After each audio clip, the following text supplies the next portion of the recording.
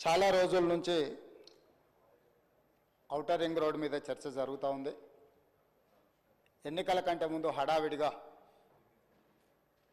సరైన విధి విధానాలు అవలంబించకుండా టెండర్ ప్రాసెస్ను డీవియేట్ చేసి కొద్దిమంది వ్యక్తులకు ఆయాచిత లబ్ధి చేకూర్చడానికి ఔటర్ రింగ్ రోడ్డును అప్పచెప్పిండ్రని సమాజమంతా తెలంగాణ రాష్ట్రమంతా దీని మీద తీవ్రమైన చర్చ జరిగింది. ఆనాడు Congress party doctor YS Rajasekhara Reddy గారు ముఖ్యమంత్రిగా ఉన్నప్పుడు అంతర్జాతీయ ఎయిర్పోర్ట్తో పాటు ఔటర్ రింగ్ రోడ్డును జైకా నుంచి నిధులను తీసుకొచ్చి ఒక అద్భుతమైన మణిహారాన్ని తెలంగాణ రాష్ట్రానికి, అంటే హైదరాబాద్ నగరం అంతర్జాతీయ నగరంగా విశ్వనగరంగా రాణించడానికి ఈ రెండు ప్రధానమైన కారణం. అంతర్జాతీయ airport, outer ring road, IT కంపెనీలు, ఫార్మా కంపెనీలు. ఈ తెలంగాణ రాష్ట్ర ఆదాయంలో 60-65% ఈరోజు మన బడ్జెట్లో వస్తుంది అని అంటే ఆనాడు కాంగ్రెస్ పార్టీ తీసుకున్న నిర్ణయాల వల్ల ఈరోజు ఈ రాష్ట్ర ఆదాయం అత్యధికంగా పెరిగింది. ఇదే కాకుండా ఈ నగరం ప్రజల యొక్క అవసరాలు తీర్చాలి, దాహార్తి తీర్చాలి అని ఆనాడు పీజేఆర్ గారు పదే చేసిన ధర్నాల నేపథ్యంలో కృష్ణానది జలాలను ఫేజ్ 1, ఫేజ్ 2, ఫేజ్ 3 కావచ్చు, గోదావరి నది జలాలను హైదరాబాద్ తాగునీటి దాహార్తిని తీర్చడానికి ఈ హైదరాబాద్ నగరానికి కృష్ణా గోదావరి జలాలను తరలించి ఇక్కడికి వచ్చి నివసించే లక్షలాది మంది ప్రజల యొక్క అవసరాలను, తాగునీటి సమస్యలను పరిష్కరించింది కాంగ్రెస్ పార్టీ. ఇదే కాకుండా ప్రపంచ నగరంతో పాటు పోటీ పడాలి అని అంటే, ఈ దేశంలోనే అద్భుతమైన నగరంగా హైదరాబాద్ నగరం రాణించాలి అని అంటే మెట్రో రైలు ఉండాలి, మెట్రో అంతర్జాతీయ ప్రమాణాలతో ఉండాలి అని ఆనాడు పబ్లిక్ ప్రైవేట్ పార్ట్నర్షిప్లో ఈ నగరానికి మెట్రో రైలును తీసుకొచ్చి ఈ నగరాన్ని ప్రపంచ చిత్రపటంలో కాంగ్రెస్ పార్టీ పెట్టింది. అంటే ఈరోజు ఈ నగరం అంతర్జాతీయ నగరంగా రాణించడానికి కారణం కృష్ణా గోదావరి నదీ జలాలు, ఔటర్ రింగ్ రోడ్డు, అంతర్జాతీయ ఎయిర్పోర్టు, మెట్రో రైలు, ఐటీ కంపెనీలు, ఫార్మా కంపెనీలు, శాంతి భద్రతలను కాపాడడం, మత సామరస్యాన్ని పెంపొందించడం, ఇలాంటి ఎన్నో విధానపరమైన నిర్ణయాలు, కఠినమైన నిర్ణయాలు, రోజుకు 24 గంటలు నిరంతర విద్యుత్తు, ఒక్క నిమిషం కూడా పరిశ్రమలకు విద్యుత్ కోతలు ఉండకూడదు, 100% రోజుకు 24 గంటలు, సంవత్సరానికి 365 రోజులు విద్యుత్తు సరఫరాను నిరంతరాయంగా అందించినప్పుడే ఈ నగరానికి ప్రపంచ స్థాయి పెట్టుబడులు వచ్చి, పరిశ్రమలు వచ్చి ఈ నగరం అభివృద్ధి చెందుతుంది. ఇక్కడ చదువుకుంటున్న యువతీ యువకులు డాక్టర్లుగా, లాయర్లుగా, ఇంజనీర్లుగా ముఖ్యంగా రాణించాలి అని ఆనాడు ఎన్నో కాలేజీలతో పాటు ఆనాటి ప్రభుత్వం తెచ్చిన ఐఎస్బి కావచ్చు, IIIT కావచ్చు, ఐఐటీలు కావచ్చు, ఇట్లాంటి అంతర్జాతీయ విద్యా సంస్థల్ని తీసుకొచ్చి ఆ సంస్థల్ని పెంపొందించి ఒక క్రీడా స్ఫూర్తిని పెంపొందించాలని క్రీడా స్టేడియంలను కట్టడమే కాకుండా అంతర్జాతీయ స్థాయి క్రీడల్ని నిర్వహించడం ఈ హైదరాబాదు నగరంలో ఆనాడు ప్రభుత్వాలు తీసుకురావటంటే హైదరాబాదు నగరం రాణించింది. అందుకే ఈరోజు మనము 2 లక్షల పైచిలకు కోట్ల బడ్జెట్కు చేరినామంటే ప్రధానమైన ఆదాయం ఇదే.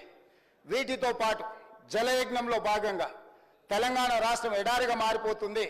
ఈ రాష్ట్రంలో సాగునీటిని మొత్తం ప్రతి ఎకరాకు అందించాలన్న ఒక లక్ష్యంతో జలయజ్ఞంలో భాగంగా కల్వకుర్తి కావచ్చు, భీమా కావచ్చు, నెట్టంపాడు కావచ్చు, కోయిల్సాగర్ కావచ్చు, జూరాల పునరుద్ధరణ కావచ్చు, లేకపోతే RDS ప్రాజెక్టులు కావచ్చు, లేకపోతే శ్రీరామ్ సాగర్ కావచ్చు, శ్రీపాద ఎల్లంపల్లి కావచ్చు, ప్రాణహిత చేవెళ్ళ కావచ్చు, తుమ్మిడిహెట్టి దగ్గర ప్రాజెక్టు నిర్మించడం ద్వారా 38,000 కోట్ల రూపాయలతోని 16 లక్షల ఎకరాలకు నీళ్లు అందించాలి.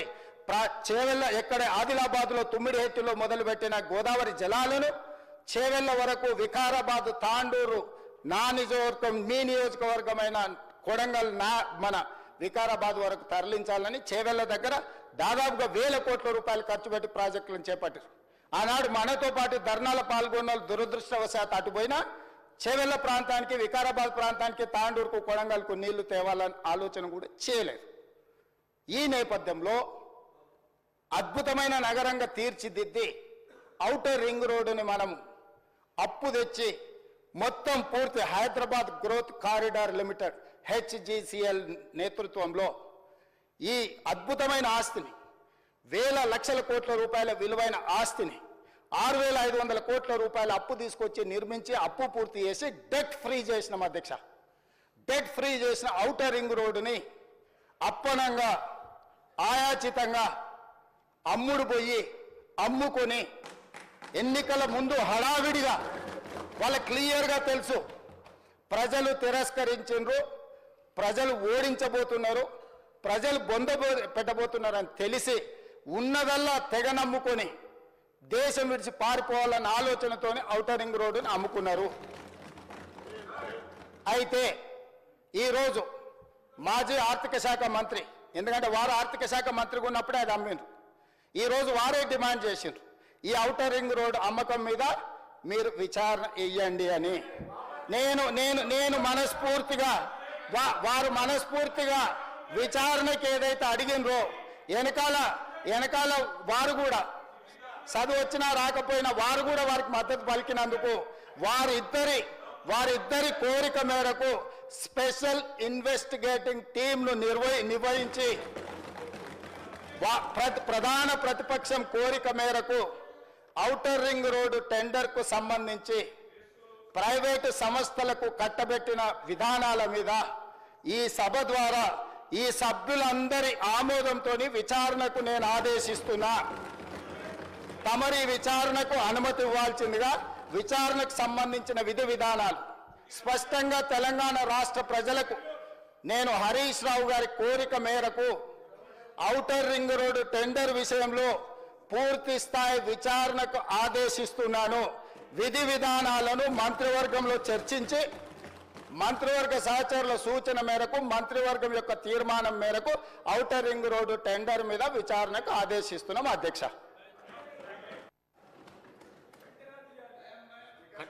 కన్క్లూడ్ చేయండి మీరు. ఒక్క నిమిషం, నేను అలాగ బోను కానీ సరే రికార్డులు వెరిఫై చేస్తే మీకు తెలుస్తుంది. నేను ఎక్కడ కూడా విచారణ వేయమని అనలే. అక్కడ నుంచి బట్టిగారు లేచి వి వెల్కమ్ విచారణ, దానికి మేము వెనకకు పోము, వి వెల్కమ్. కానీ విషయం చెప్పదలుచుకున్నా అంటే ఎంత కన్వీనియంట్గా ముఖ్యమంత్రి గారు మాట మారుస్తారనేది రాష్ట్ర ప్రజలకు మీకు రికార్డులు చూస్తే తెలుస్తుంది. బట్టిగారు లేచి పదే మీలాగా ఓఆర్ఆర్ అమ్ముకోలేదంటే మీకు అంత ఇష్టం లేకపోతే దాన్ని రద్దు చేయండి, వాపస్ తీసుకోండి అని నేను అన్నా. అయితే ఇప్పుడు ముఖ్యమంత్రి గారు లేచి సరే విచారణ వేస్తామన్నారు, వి వెల్కమ్. కానీ నేను ఈ సందర్భంగా కోరేది ఏంటంటే ముందు రద్దు చేసి ఆ విచారణకు ఆదేశించండి, రద్దు చేయండి అని చెప్పి ఆ టెండర్లు రద్దు చేసి విచారణకు ఆదేశించాలని మీ ద్వారా కోరుతా ఉన్నాను. ఇకపోతే అధ్యక్ష, ఇంక దాంట్లో పోతే డైవర్ట్ అవుతుంది కనుక I will come back to అప్పులు. ఇకపోతే అధ్యక్ష కన్క్లూడ్ చేయండి హరీష్ రావు గారు. అరే ఎక్కడ సార్, ఇంకా సగం కూడా కాలేదు. ప్లీజ్.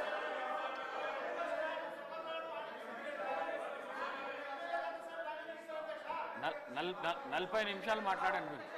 అంటే ఎన్ని ఇంటరప్షన్స్ సార్? ఇప్పుడు ముఖ్యమంత్రి గారు లేచిరి, బట్టి గారు 3 సార్లు లేచిరి, పొంగులేటి గారు లేచిరి, మా రాజగోపాల్ రెడ్డి అన్న గారు లేచిరి, ఇంతమంది డిస్టర్బ్ చేస్తే నేను అంటే వాళ్ళకి ఆన్సర్ చేయడానికి టైం అంతా పోయింది కదా సార్. 40 మినిట్స్ మీరు మాట్లాడింది. సార్ ఇది important subject sir, important subject sir.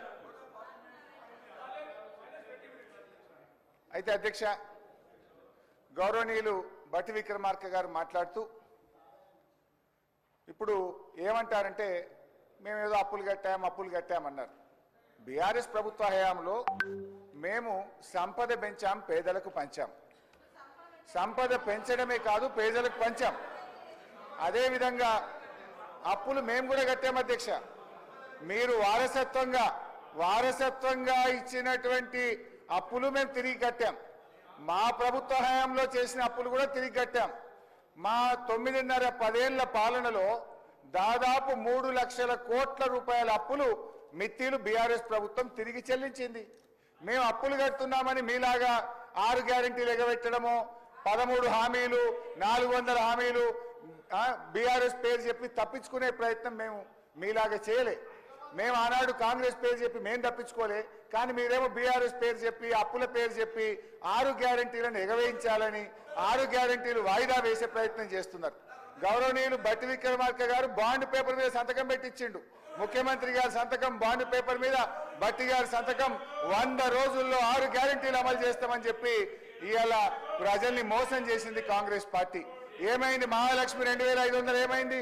అవ్వాతాతల 4000 pension ఏమైంది? రైతు భరోసా 15000 ఏమైంది? విద్యార్థి భరోసా కార్డు 5 లక్షలు ఎక్కడ పోయింది? 100 రోజులు కాదు 365 రోజులైనా మీ గ్యారెంటీలు అమలు కాక ప్రజల్లో వెళ్ళలేక రోజు రోజుకు మీ గ్రాఫ్ పడిపోతున్న పరిస్థితి ఉంది.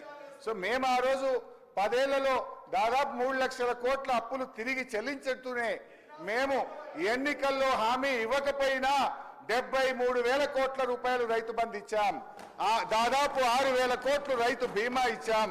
ఇలా ఎన్నికల్లో హామీ ఇవ్వకపోయినా 11,000 కోట్ల రూపాయలు కళ్యాణ లక్ష్మి పథకం కింద ఇచ్చాం.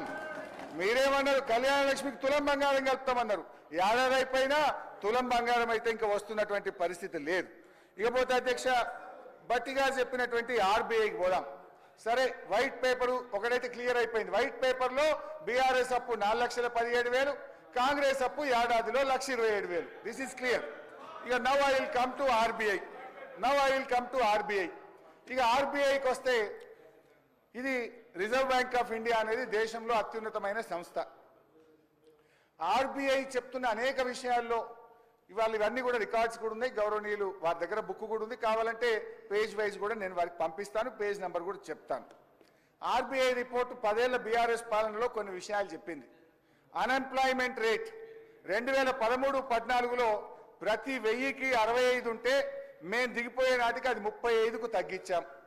అన్ఎంప్లాయ్మెంట్ ఇన్ అర్బన్ ఏరియాస్ ప్రతి 1000కి 94 ఉంటే మేము దిగిపోయే నాటికి దాన్ని 73కు తగ్గించాం. పావర్టీ ఇండెక్స్ మేము అధికారంలోకి వచ్చినాడు 13.18% ఉంటే మేము దిగిపోయే నాడు 5.88%. అదేవిధంగా పర్ క్యాపిటల్ ఇన్కమ్ 3,56,564కు 1,24,000 నుంచి పెంచాం. జిఎస్డిపి 4,08,000 నుంచి 15 లక్షల కోట్లకు పెంచాం. అగ్రికల్చర్ జీవీఏ 47.9 వేల కోట్ల నుంచి 1,02,000 కోట్లకు పెంచాం. మ్యానుఫ్యాక్చరింగ్ జీవీఏ 57,000 కోట్ల నుంచి 1,23,000 కోట్లకు పెంచాం. ఇండస్ట్రీ జీవీఏ 1,02,000 నుంచి 2,45,000 కోట్లకు పెంచాం.